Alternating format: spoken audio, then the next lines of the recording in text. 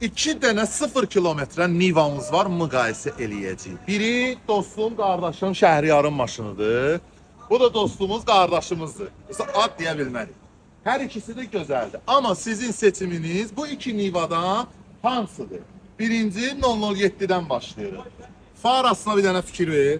Çox gözəldir. Sonra bir dənə gəl diskə.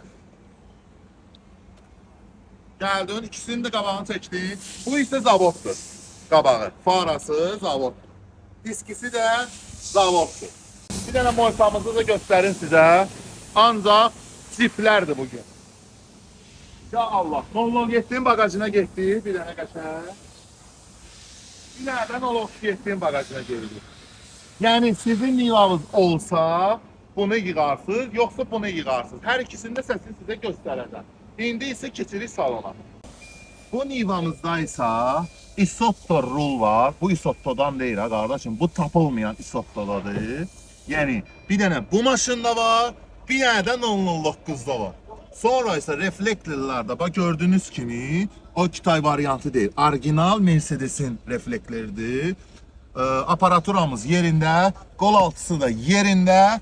Bir dənə isə hər iki Nivada dam hələ qaralmayıb.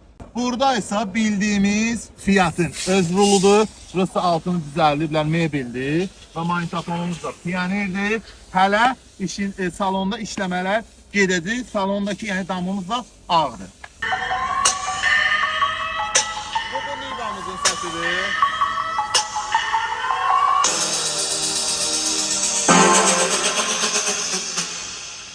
G-Squad.